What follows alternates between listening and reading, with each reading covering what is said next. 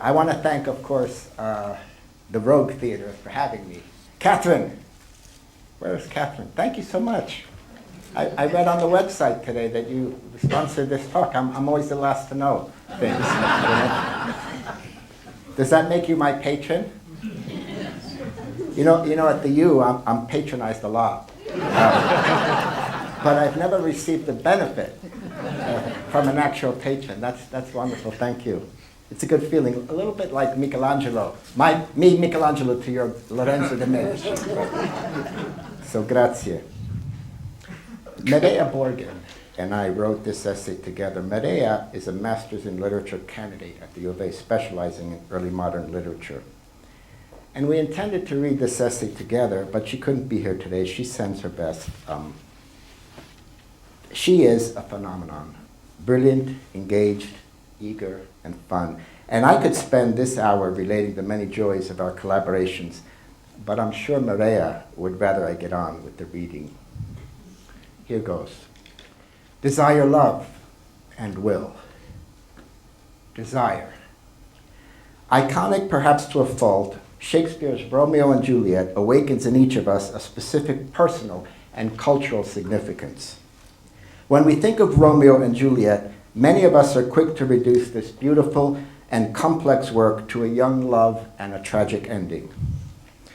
While yes, this is a Shakespearean tragedy, a classification we'll touch on later, we challenge you to relinquish what you know about this play.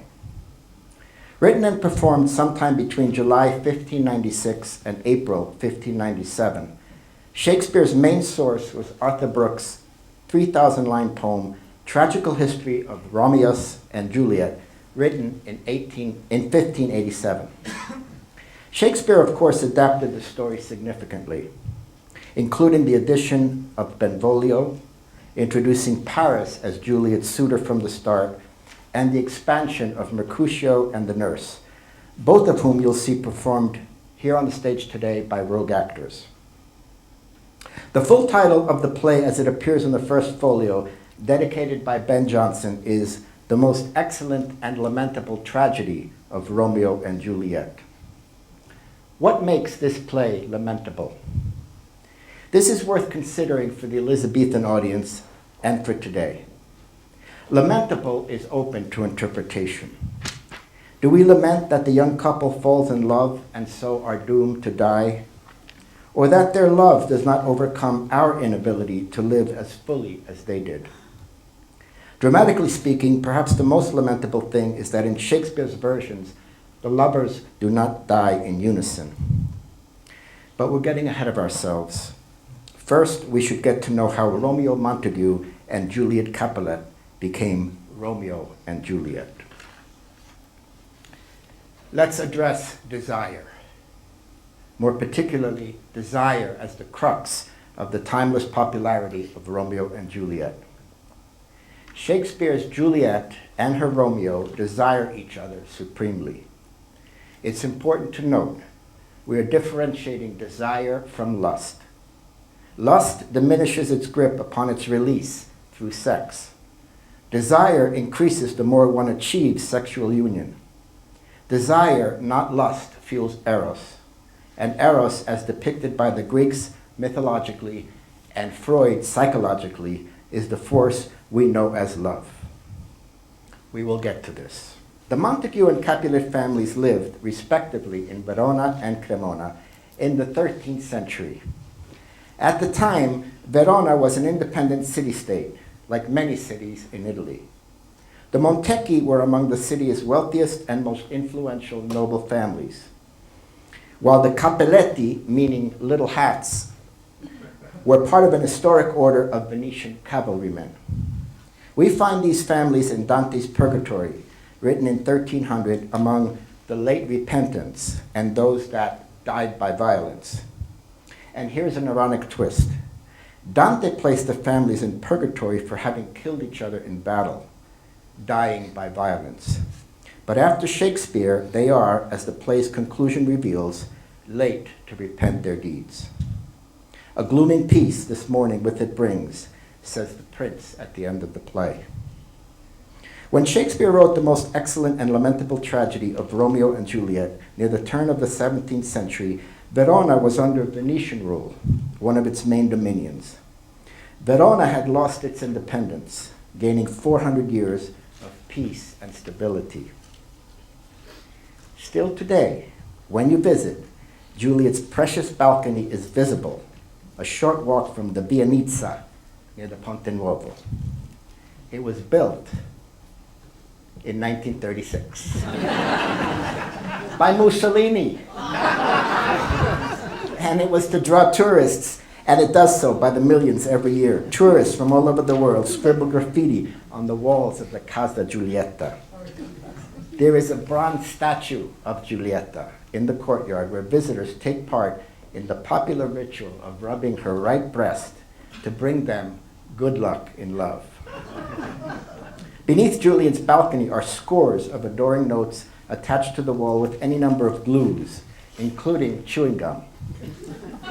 This custom provides the titular premise for the 2010 movie Love Letters to Juliet, starring Amanda Seyfried, and it is still one of Mireya's favorite movies ever. To this day, a plaque at the entrance to the Casa di Giulietta quotes Shakespeare's play at the moment in Act 3 when Romeo learns of his banishment. It reads, "There is no world without Verona walls, but purgatory, torture, hell itself. Hence banished is banished from the world, and world's exile is death." Juliet later echoes this analogy. Romeo is banished. There is no end, no limit, measure bound in that word's death. No words can that woe sound. To be exiled, as Dante and the ancients knew, was a kind of death sentence. Romeo further elaborates, banished is death mistermed. The specter of death, our exile from the world, pervades the entirety of Romeo and Juliet. Mortality lurks in this love story from the start. The first thing to happen in the play is a duel between members of the Montagues and Capulets. A second duel then marks the first of numerous deaths and the play's irrevocable turning point to tragedy. When we first meet Romeo, he refers to brawling love as the misshapen chaos of well-seeming forms, feather of lead, bright smoke, cold fire, sick health, still waking sleep. Love is a smoke made of the fume of sighs, a choking gall. He will later say to Juliet, "I wish I were thy bird," to which she replies, "I should kill thee with much cherishing." In a scene that thematically mirrors the play, Friar Lawrence in soliloquy considers his basket of flowers.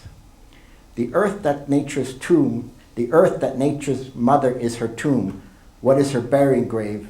That is her womb.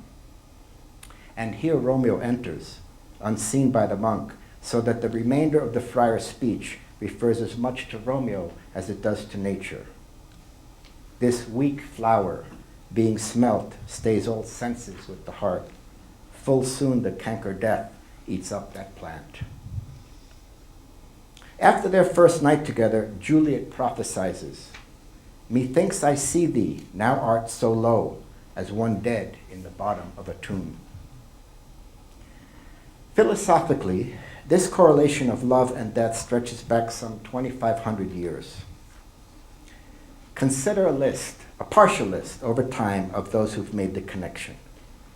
Plato, Aristotle, Lucretius, Plotinus, Augustine, Montaigne, Pascal, Schopenhauer, Kierkegaard, Nietzsche, Freud, Gasset, Marcel, Sartre, Lacan, Maslow, Viktor Frankl, and Rollo May. For Plato, eros can lead us from physical attraction and to desire to the contemplation of the ultimate form of beauty.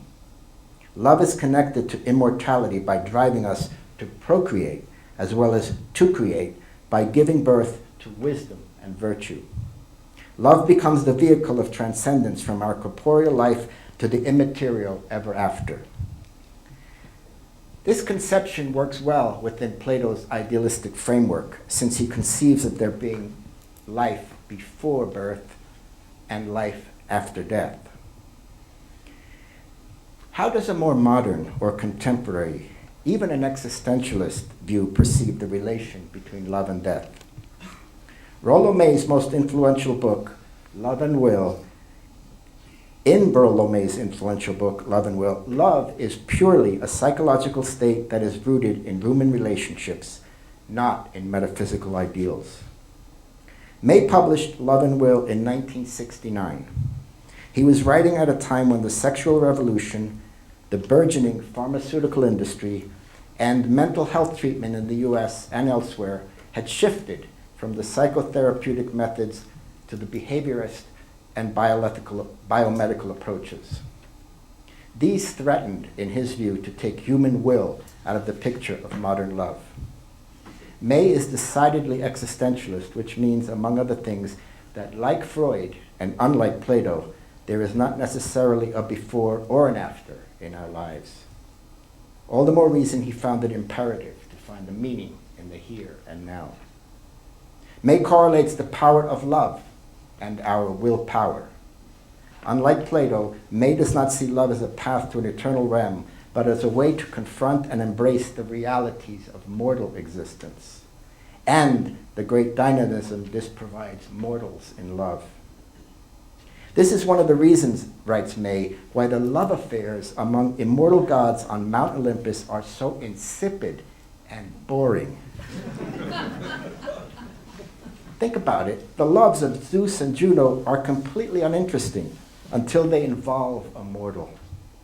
Love has the power to change the course of history only when Zeus comes down to Leda or Io and falls in love with a mortal woman who yearns to have a child because she knows she will not live forever. May emphasizes, love is not only enriched by our sense of mortality, but constituted by it. Juliet and Romeo know this, feel this, they live and die this throughout. And it's worth noting that to die, in Elizabethan parlance, was to achieve orgasm. To slay someone, of course, is to love them to death. Ben Jonson famously wrote in his dedication to the first publication of Shakespeare's work in 1623, "He was not of an age, but of all time." In this timelessness, which Romeo and Juliet has permeated, Romeo and Juliet has permeated vast facets of popular culture, from film adaptations to ballet to music. The musical West Side Story, which Jerry James has provocatively written about in the essay You Were Given, remains a modern classic.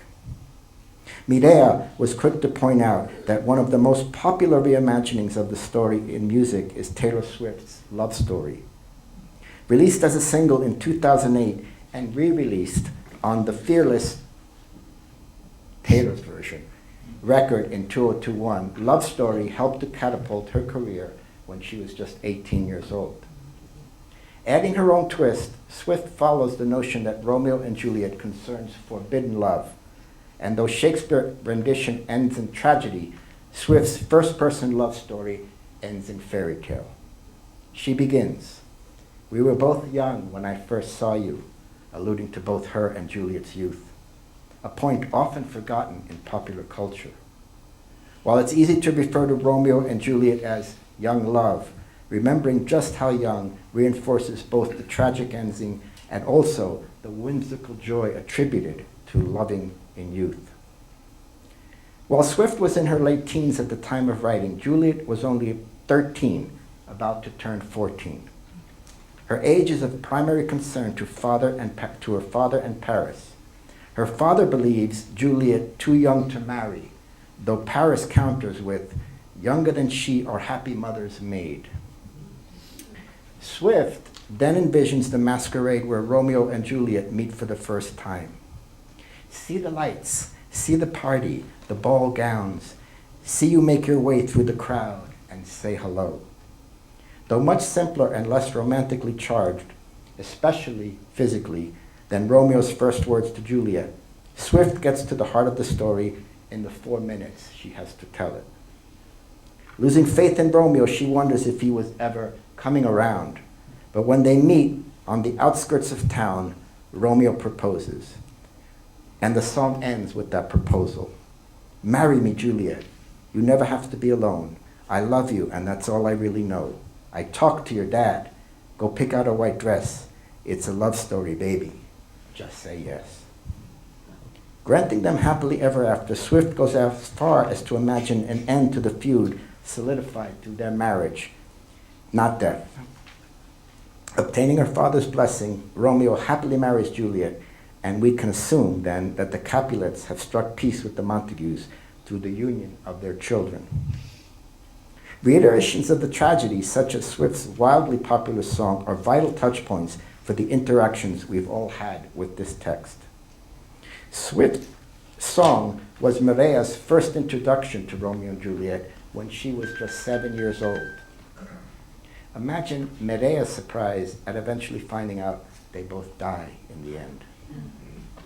Whether it's through music, film, ballet, or other literature, Romeo and Juliet has diffused our collective understanding of true love.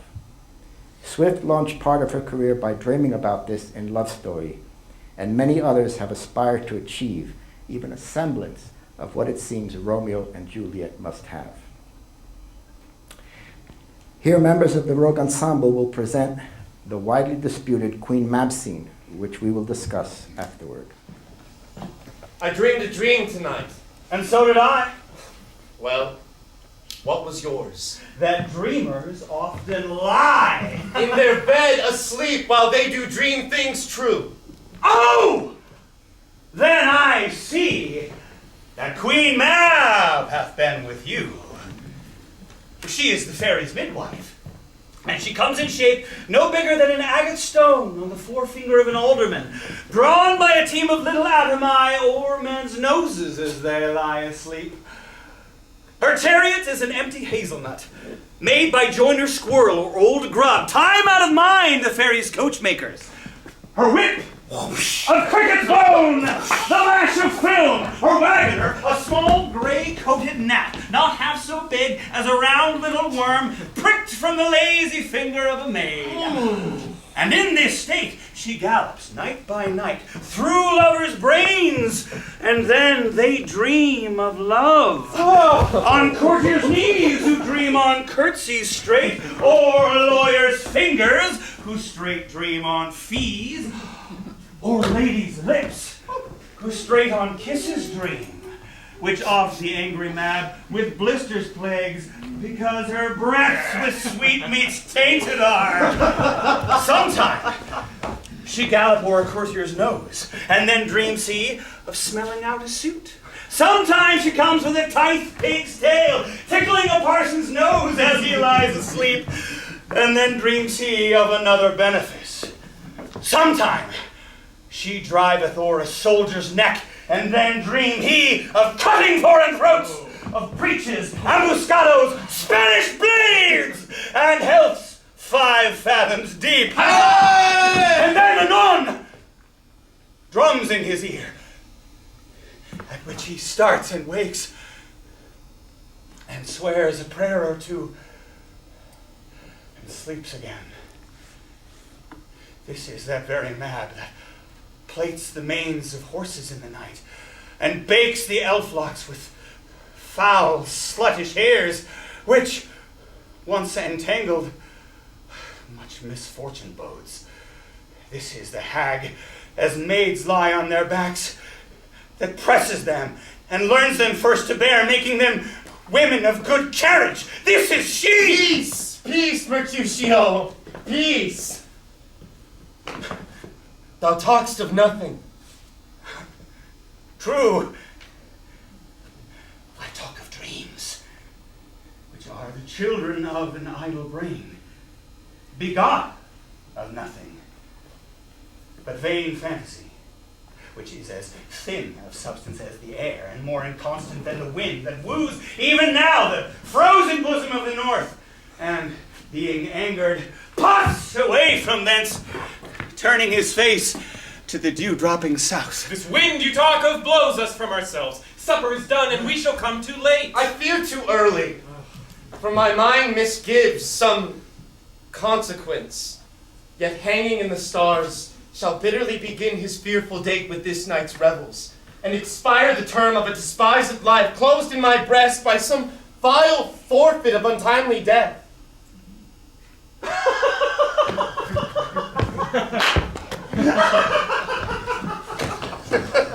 But he that hath the steerage of my course, direct my sail, on lusty gentlemen! Queen Mab, no bigger than an agate stone, is the fairy's midwife who presides over dreams and nightmares. Many critics have contemplated whether this speech breaks the play's overall structure in its length and thematic content, but few have dealt with its true subject matter. As you can see, Mercutio is wickedly comedic and intelligent. From his beginning banter with Romeo about love, we find Mercutio apt at verbally flaunting his masculinity. As Shakespeare scholar Robert Evans explains, excepting Juliet, Mercutio is Romeo's most worthy opponent at the game of wit. And the fact that Mercutio is realistic about love, as well as body, serves to advance the plot of the play. Beginning with the pastoral vision of Mab's hazelnut chariot and ensuing dreams of love, Mercutio then describes Mab's journey over soldiers' necks in a fantasy foretelling the violence in the next act. Evans discusses that the reference to Spanish blades suggests dueling and the way Tybalt is to die. And there is perhaps an element of satire, for Mercutio, himself a violent man, is making fun of violence. One of the most human traits of Shakespeare's characters is their ability to joke at themselves, and Mercutio is no exception to the rule. Mercutio ends with a body illustration of the erotic dreams Mab inspires in young virginal women, envisions maids laying on their backs, referring to Mab as a hag, and he states that she embraces these maids and teaches them to bear lovers. Thus they become women of good carriage, or mothers, or matrons. Mercutio's role is central to unraveling the tragic trajectory of the play that finally ensues later. Yet these lines still bear a comedic undertone in a mutually male indictment of Mab as a treacherous female figure and the sexual references therein. While it's easy for us to take Romeo's "thou talk'st of nothing" at face value and find that Romeo trivializes Mercutio's nothing, that word was used by Elizabethans as a euphemism for the vagina. Men had a thing, while women had no thing. Widely discussed in relation to Shakespeare's comedy, this is widely discussed in relation to Shakespeare's comedy, Much Ado About Nothing.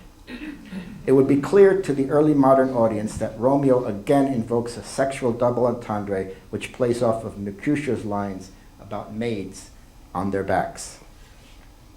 This is to say that there is certainly more to Queen Mab than a potential break from the play's structure or just a comedic discussion about women by Mercutio. This speech pulsates with wit, sexuality, and it requires, as you have seen today, expert delivery on Mercutio's part. Love. There is a remarkable speech in Shakespeare's Troilus and Cressida which provides a touchstone to the Elizabethan worldview. Ulysses is speaking. When planets in evil mixture to disorder wander, what plagues and what portents, what mutiny, what raging of the seas, shaking of earth, commotion in the winds, frights, changes, horrors. Oh, when degree is shaken, which is the ladder to all high designs, the enterprise is sick. Take but degree away, untune that string, and hark what discord follows. The ladder to all high designs refers to the great chain of being. That belief that all creation is connected in a cosmic hierarchy from the most finite to the infinite, in a continuous chain of all creatures, beginning at the bottom with inanimate matter and ascending all the way to infinite divinity. In terms of the cosmic hierarchy, we have to keep in mind that Shakespeare and many of his contemporaries paid little regard to the findings of Copernicus, who 50 years before the staging of Romeo and Juliet published his 6 books on the revolutions of the heavenly spheres, which identified the sun as the center of our universe. Well throughout the 16th century, though, it was widely believed that the stars were fixed to a gigantic sphere that revolved around the earth. This great chain of being identified the links that connect earth to the heavenly spheres. At the very bottom are the elements themselves: earth, water, air, and fire. Non-living rocks, metals, gems come next. Then vegetative life, simple plants, fungi, and moss. Then higher plants, flowers and trees. Then there is animal life, from insects and mollusks all the way up to birds and mammals and primates. Humans are distinguished, among other things, by rationality. Here too, though, a hierarchy exists. There are commoners such as peasants and laborers, the nobility, the kings and rulers, and closer to divine, the religious orders, from clergy to pope. The angelic hierarchy itself has 9 orders, from messengers and guardians at the low end to those closest to God, endowed with divine knowledge and pure love. God, of course, is unchanging, eternal, omnipotent, the creator and pinnacle of existence. Each level of the chain was thought to have its own purpose and place, with movement between the levels rare or impossible. This hierarchy reinforced medieval social and religious structures, portraying a universe where every being had a fixed and meaningful role. Following the street brawl that initiates the play, Prince Aeschylus, the play's highest functionary of nobility, addresses the need to maintain this social order.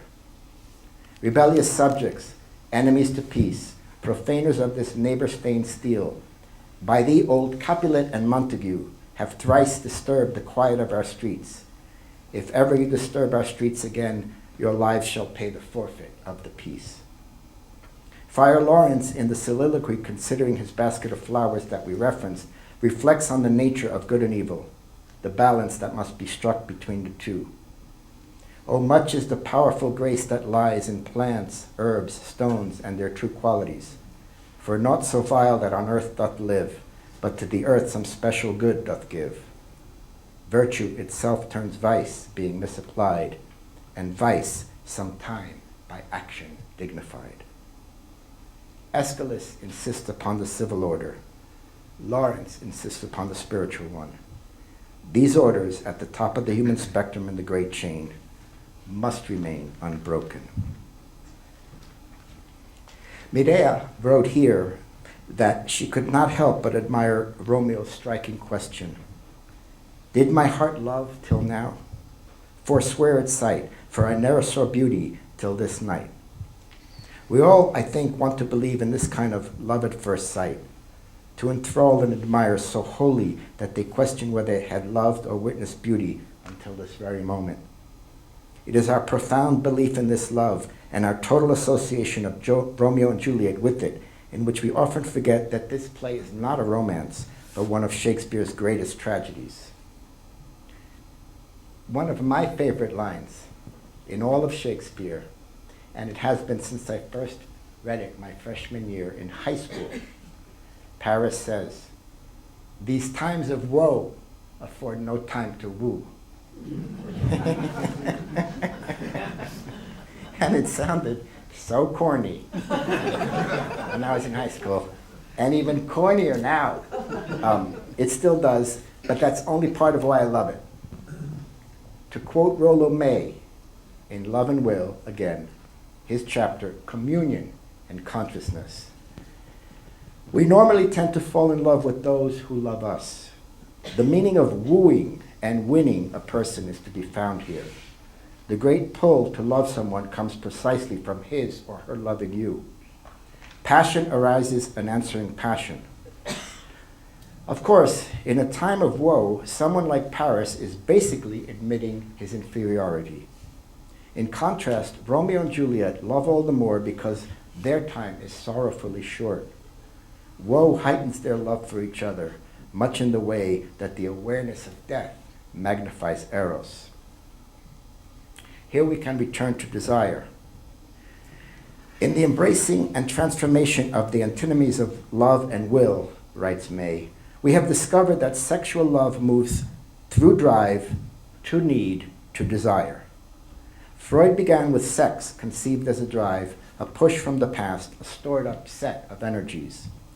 We now know that sexual love can evolve from that drive through to primary need to desire. As a drive, sexuality is essentially biological, has the character of force, and is physiologically insistent. Need is a less imperative form of drive. We lump the two together here as needed, contrasting them both with desire. Now, the first mention of love in the play is by Benvolio, as he inquires about Romeo's melancholic disposition. Afflicted from the start, Romeo's passion primes him for his lament over Rosalind and his later pursuit of Juliet. Love dominates Romeo's response and his discourse throughout the play, as in his claim, "Here's much to do with hate, but more with love." Romeo speaks of loving hate, heavy lightness, cold fire, sick health. These oxymorons humorize the conflict over love, and as Renee Wace discusses, the subjectivity of lovers whose imagination can turn everything into its opposite. Romeo mockingly confesses to Benvolio, "In sadness, cousin, I do love a woman." Romeo's captivation with Rosalind invokes the Petrarchan trope of a compelling male fantasy of female power. Petrarca, a poet of the early Italian Renaissance, profoundly influenced Shakespeare and his poet contemporaries. Petrarca famously objectified women in his sonnets and presented men as tormented, a mirror of his own unrequited love for Laura. Rosalind, then, who has taken a vow of chastity and has no interest in Romeo, is a classic Petrarchan beloved, hallmarked by unrequited love. Importantly, the Petrarchan fantasy of female power is not the same as female agency. While Rosalind may have female power as the object of Romeo's love, rather his lust, Juliet has agency in reciprocating Romeo's affections and inciting their marriage. Catching his first glimpse of Juliet at the Capulet ball, Romeo initially objectifies her. He notes that Juliet is dancing with someone else. "What lady's that which doth enrich the hand of yonder knight?" Taken by her beauty, he remarks, "It seems she hangs upon the cheek of night, as a rich jewel in Ethiop's ear, beauty too rich for use, for earth too dear." Juliet is spoken about as an ornament, an object so precious it adorns the night and is too rich for earth. With ethereal beauty, Juliet is regarded as an item to be admired, glorified, used, and pursued. Then a most remarkable thing happens. When Romeo and Juliet fall in love at the ball, they do, in fact, behave as one, achieving something not accomplished in any other one of Shakespeare's nearly 40 plays. They compose together, on the spot, a perfect sonnet. There is no other instance in all of Shakespeare's tragedies, comedies, histories, tragicomedies, romance plays where this occurs. Beatrice and Benedict, in Much Ado About Nothing, exchange witticisms which at times approximate components of the sonnet form. There are some quatrains, there are some couplets, and several male characters in Love Labour's Lost deliver individual sonnets as tributes to their loved ones. But only in Romeo and Juliet is a complete and perfectly patterned sonnet composed on the spot, a lasting moment often described as love at first sonnet. Freud states, "At the height of being in love, the boundary between ego and object threatens to melt away. Against all the evidence of his senses, a man who is in love declares that I and you are one, and is prepared to behave as if it were a fact." What happens in this sonnet? Essentially, Romeo starts by telling Juliet that the same lips which pray to God may kiss another one as well. The words profane, holy shrine, sin, pilgrims, rough touch, and tender kiss are spoken. And Juliet, while initially responds to the devotional quality of his words, then takes things one step further to incorporate their bodies into the exchange. She says, for saints have hands that pilgrim hands do touch, and palm to palm. That is, Romeo's pilgrimage may well attain their sainthood. Ever forward, Juliet goes further. Saints do not move, though grant for prayer's sake. Romeo concludes their final rhyming couplet. Then move not, while my prayer's effect I take. The ending lines of the sonnet. Hand, this, stand, kiss. Much, this, touch, kiss. To, prayer, do, despair. Sake, take. Within 14 shared lines, Romeo's gentle sin has become an all-consuming and requited passion. They have simultaneously composed a sacred pair and a mutual seduction. And you have to admit, if you and the love of your life inspired each other to compose a perfect sonnet on your first meeting, you'd be pretty impressed with each other. Their perfect sonnet completed, Romeo and Juliet act upon their invocation. They kiss. Romeo, O trespass sweetly urged, give me my sin again. They kiss again, followed by one of the most delicious lines in the play, when Juliet says, you kiss by the book. Which books has she been reading, I wonder? As innocently or as salaciously as you care to understand this line, surely in this context, the Holy Book comes to mind as well. In any case, it's clear that these are not the sort of books that Paris has been perusing. Will. We referenced earlier that Shakespeare transformed the part of the nurse in his play. In the source material by Brooke, the nurse rarely speaks, is not emotionally tied to Juliet, and has less of a role in abetting her. She functions more as a servant following instructions. In developing her as a person, Shakespeare has made the nurse into quite the character, earthy, bawdy, talkative, and humorous. In the scene you'll see in just a minute, the nurse has just returned after visiting Romeo. She warns Romeo not to lead Juliet to a fool's paradise. In other words, she cautions Romeo against leading Juliet on, as it would be, a very gross kind of behavior. Romeo sends the nurse with a message for Juliet. Meet him at Friar Lawrence's cell that afternoon to be married. This is a dire moment in the play. There's hope before tragedy strikes. The clock struck 9 when I did send the nurse. In half an hour she promised to return. Oh, she is lame. Love's heralds should be thoughts, which 10 times faster glide than the sun's beams, driving back shadows over lowering hills. Therefore do nimble pinioned doves draw love, and therefore hath the wind-swift Cupid wings. Oh God, she comes. Oh, honey nurse, what news? Oh, I am a-weary. Give me leave a while. Oh, my joints ache. What a jaunt have I had. I would thou hadst my bones and I thy news. Nay, I pray thee speak. Good nurse, speak. Hazel, what haste? Give me leave a while. Can you not see that I am out of breath? How art thou out of breath when thou hast breath to say to me that thou art out of breath? The excuse thou dost make in this delay is longer than the tale thou dost excuse. Is thy news good or bad? Answer to that. Say either, and I'll stay the circumstance. Let me be satisfied. Is good or bad? Well, you have made a simple choice. You know not how to choose a man. Romeo? No, not he.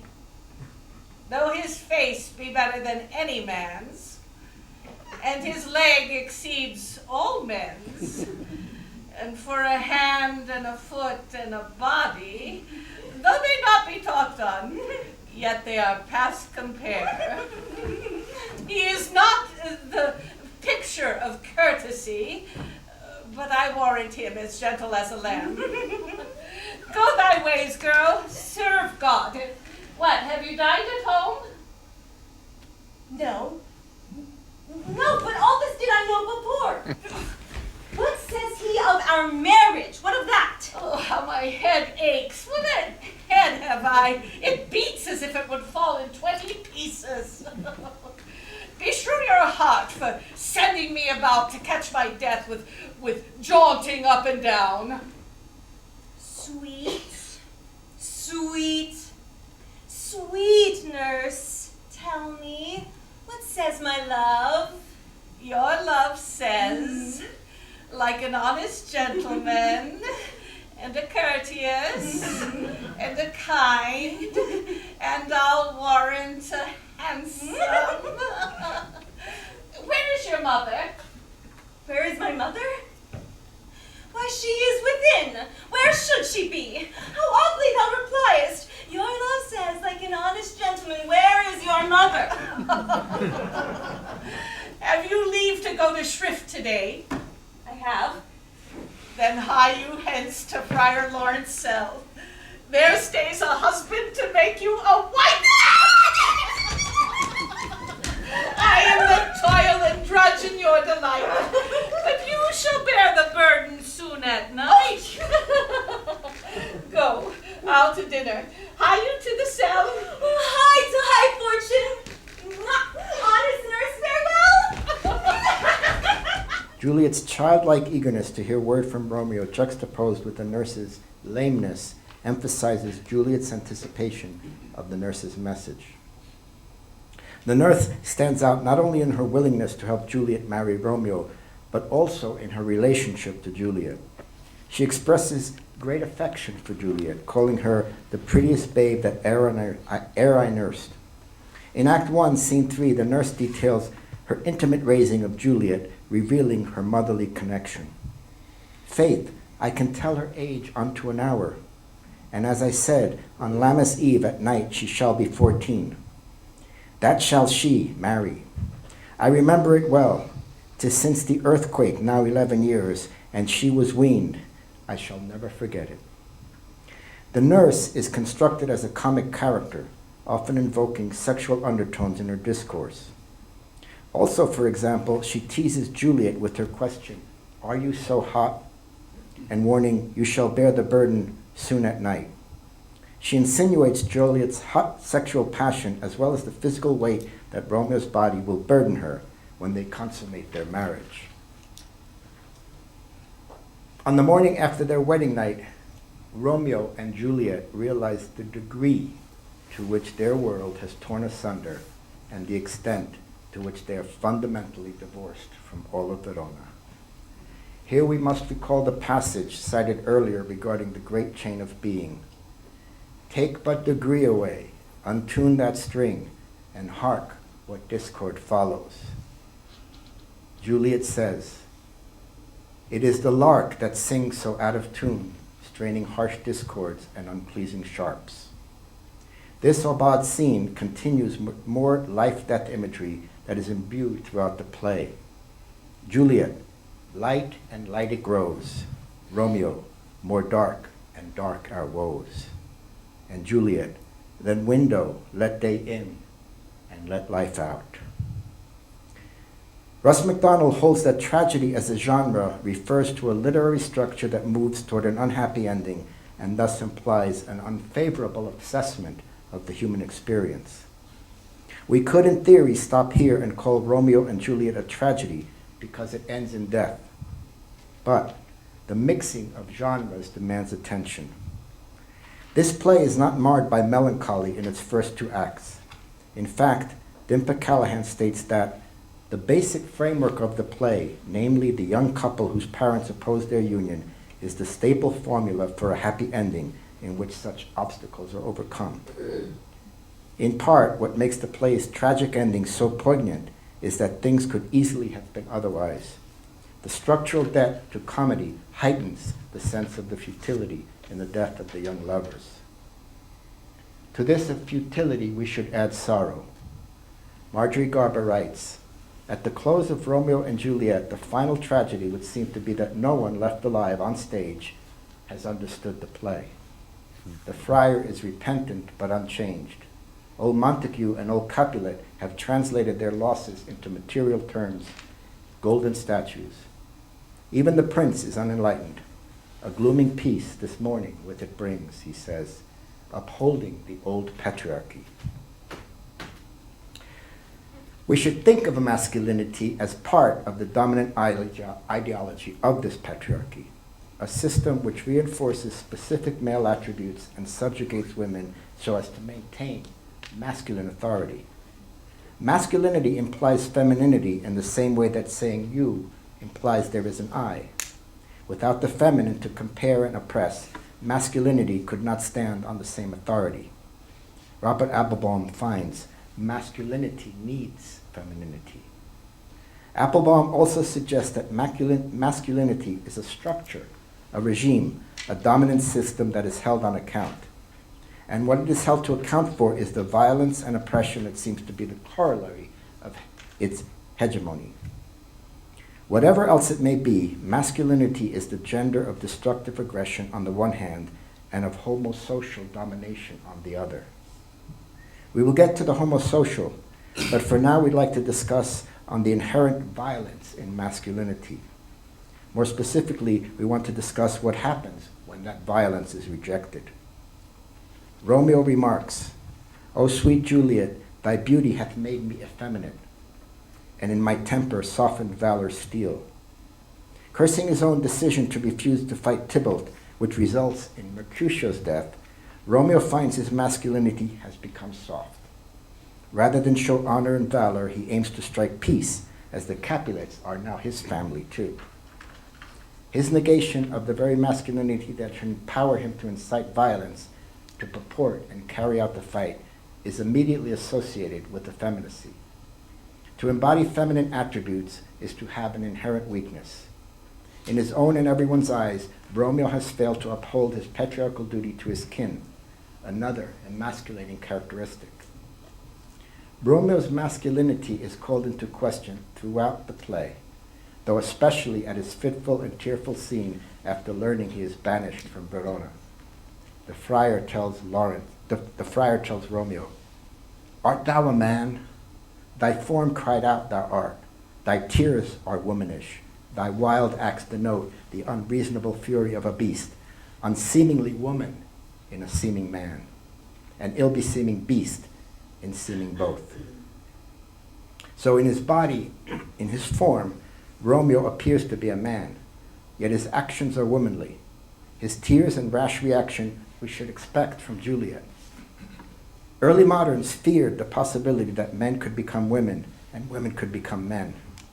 To do so would transgress social order and question the entire patriarchal regime built upon the oppression of women that validates the superiority of men. Another breaking of the chain's links. Considering masculinity as a system of power, we can see how Romeo undermines this structure by continuing his femininity.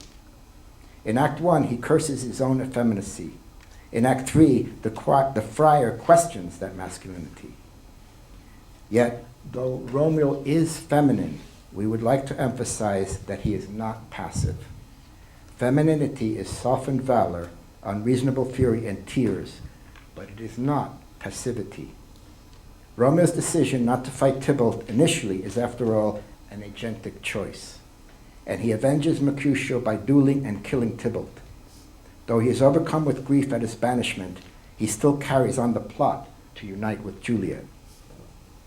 Borrowing from E. Sedgwick's work in Between Men, the homosocial is a word occasionally used in history and social sciences where it describes social bonds between persons of the same sex.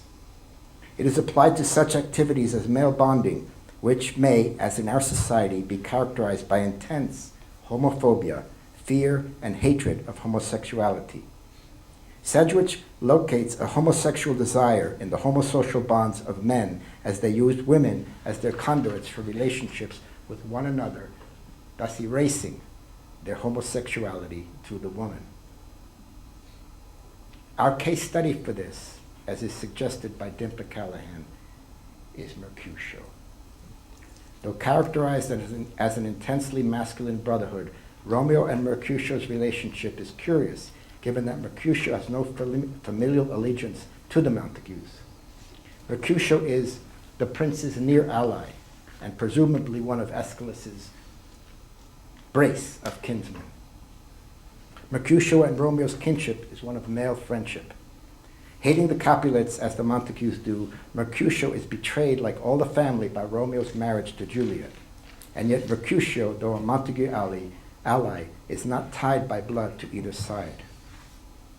Their witty sexual banter, which we have experienced, may at first appear a performance of masculinity. The sexual connotations of their discourse, though, can be linked to homosocial bonds. For example, the body hand of the dial is now upon the prick of noon, suggests the fondling of an erect penis. There may also be, Callahan asserts, sexual exclusion and possible jealousy in Mercutio's, "You gave us the counterfeit fairly last night, and I'll to my truckle bed." Elizabethan rooms had a standing and a truckle bed for the attending page or lady's maid. The invocation of the truckle bed, then, could suggest that Mercutio either wishes to be in the room while Romeo and Juliet lie in the marriage bed, or the exclusion from the marital bed he might wish to be in with Romeo.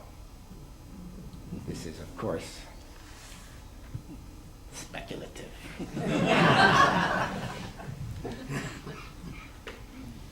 Medea speculation. She's terrific. We can also think about the fact that these sexual lines are part of the comedic structure of the first two acts, which David Bennington finds erupting the ecstasy of falling in love, young men's adolescent camaraderie, and bawdry. Sexual discourse is a prominent characteristic of masculine relationships, especially verbal exchanges regarding sexual conquests and women's sexuality, as we've discussed in Mercutio's Queen Mab's speech. Ultimately, there is more than a canonical vision of straightness attached to Romeo and Juliet's relationship. Now that we have looked closer at the homosocial and potentially homoerotic dialogue. And we'll leave you with the reminder that the early modern Juliet would have been played by a young boy. The queerness is there for you to discern. Back to Freud. Being in love, from being in love to hypnosis, is evidently only a short step. He writes this in his essay titled, Being in Love and Hypnosis. There is the same humble subjection, the same compliance, the same absence of criticism toward the hypnotist as toward the loved object. There is the same absorption of one's own initiative. No one can doubt that the hypnotist has stepped into the place of the ego ideal. The fact that the ego experiences in a dreamlike way whatever he may request or assert reminds us that we omitted to mention among the functions of the ego ideal is the business of testing the reality of things. Juliet remains in Verona once Romeo leaves for Mantua, and that's a measure of her maturity. She then willfully and consistently tests the reality of things. She defies her parents' wishes to marry Paris. She deceives her nurse. She seeks counsel from the friar who concocts their plan. She also questions the ramifications of their actions, testing the possibilities to come. What if the potion doesn't work? What if she wakes up trapped in the tomb? What if she actually dies? Juliet unrelentingly pursues true love, a chief aspect of our admiration for her. Despite her age and the patriarchal forces by which she should have married Paris, Juliet, more than any other character in the play, exerts immense agency in the scheme. Many critics discuss that in this sense, she is more similar to the heroines of Shakespeare's comedies. She pursues Romeo while he is frantic with grief in Act 3. She is the more level-headed man here. Friar Lawrence, informing Juliet of his scheme, tells her to go home, be merry, give consent to marry Paris. Hers is a subversive act by which she will play the obedient young girl to her father and conform to his will. Really, it is her will she incites from here on. We all know that words change their meanings all the time. But one English word that has remained constant across the ages is will. Whether we decide that free will predominates in the Renaissance, or we mindfully seek escape from nuclear threat in the mid-20th century, or we determine new ways to combat pandemics today. Denotations of the word will have remained consistent since the Elizabethan period. Interestingly, in Old English, to will something is to desire it. With the Elizabethans, will acquired determinacy and conscious intention. Furthermore, will is a word and a concept that is salient throughout the works of Shakespeare. He even subtitled Twelfth Night, What You Will, obviously punning on his own name for the added value. At crucial moments in Romeo and Juliet, Shakespeare literally refers to Juliet's willpower in relation to her love for Romeo. Romeo himself says, "Come, death, and welcome. Juliet wills it so." Friar Lawrence in his cell says to Juliet, "Thou hast the strength of will to slay thyself." Juliet is well aware of her willfulness. I'll to the friar to know his remedy, she states in the previous scene. If all else fail, myself have power to die. Wishing that she could poison herself to die alongside Romeo, she instead draws his dagger. Her last words cry out, "O happy dagger, this is thy sheath, rust there, and let me do." Juliet chooses death. Her taking of Romeo's dagger, symbolic of the phallus, reveals a poignant self-penetration that emerges an extension of Romeo with her physical body. Marjorie Barber terms this an erotic suicide, by which the cup Romeo drinks from is a symbol of the female in folklore and mythology, and the dagger an equally common symbol for the male. Back to Rollo May. He states, "Erotic passion not only requires the capacity to give oneself over to the power of the immediate experience, but it also requires that one take this event into one's own center, to mold and to form oneself and relationship on the new plane of consciousness which emerges from that experience. This requires the element of will."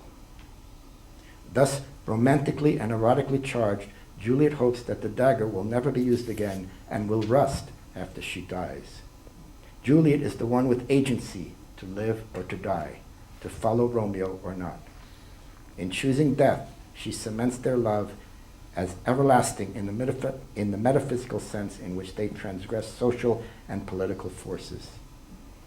Is this a true escape of true love?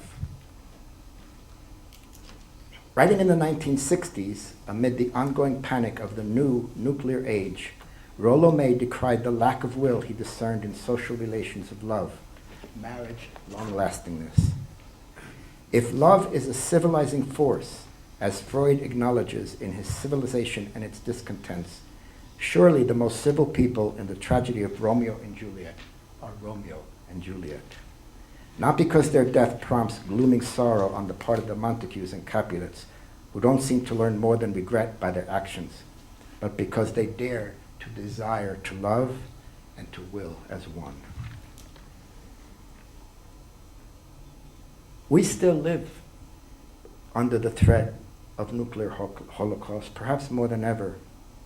And today, social media and AI and ballooning autocracies all over the world threaten to flatten human connectivity. We hope the lessons of Romeo and Juliet are heeded. We have as great a need as ever to be willful in how and who we love. We started with desire as a bridge to love, bridged by will. May urges us to renew their connection. I speak of the relating of love and will not as a state given to us automatically, but as a task. And to the extent that it is gained, it is an achievement. It points toward maturity, integration, wholeness. None of these is ever achieved without relation to its opposite. Human progress is never one-dimensional, but they become touchstones and criteria of our response to life's possibilities. Prince Aeschylus and the Montagues and the Capulets were only the first to witness the tragedy of Romeo and Juliet. Since then, the entire world has been their witness. And now you enter the fray, whether for the first or the 50th time. And as always, in a Rogue Theater production, you will co-create the play each time you attend. We look forward to your participation in configuring again and again the meanings of desire, love, and will manifested in this upcoming production of the most excellent and lamentable tragedy of Romeo and Juliet. For never was a story of more woe than this of Juliet and her Romeo. Thank you.